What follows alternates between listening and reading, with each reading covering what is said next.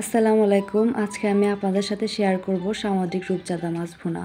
তো এই মাছটা হচ্ছে সাদা রূপচাঁদা। এটা আমি প্রথমেই লবণ, হলুদের গুঁড়া, মরিচের গুঁড়া দিয়ে মাছটাকে মাখিয়ে নিব। মাছটা কিন্তু আমি একটু কেচিয়ে নিয়েছি যাতে নুন মরিচটা ভালোভাবে ভিতরে যায়। তো মাছটা মাখানো শেষে এখন আমি চুলায় একটা ফ্রাই প্যান বসিয়ে দিলাম। তারপর অল্প একটু তেল দিলাম, তেল দিয়ে মাছটা দিয়ে দিলাম। মাছটা দিয়ে এপিট ওপিট আমি ভালোভাবে ভেজে নিব। আমি এখানে মিডিয়ামভাবে ভেজে নিয়েছি, আপনারা চাইলে এর থেকে হালকা বা এর থেকে গাঢ় করে ভেজে নিতে পারবেন।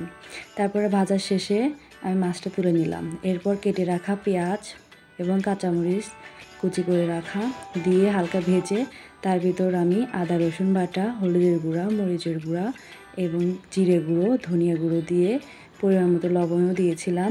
দিয়ে মশলাগুলো ভালোভাবে কষিয়ে নিয়ে মাছটা দিয়ে ঢাকনা ঢেকে আমি মাছটা ভালোভাবে কষিয়ে নিব। তারপরে পরিমাণ মতো আমি একটু পানি দিয়ে দিলাম, দিয়ে মাছটা আমি রান্না করব। ঢাকনা দিয়ে ঢেকে দিলাম। আমি প্রায় 10 মিনিটের মতো ঢাকনা দিয়ে রান্না করেছিলাম।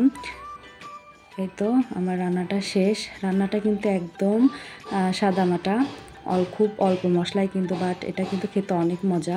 সামুদ্রিক মাছ কিন্তু এমনি মজা, বাট এরকম করে মাছ যদি ভুনা করেন আরও খেতে মজা লাগবে।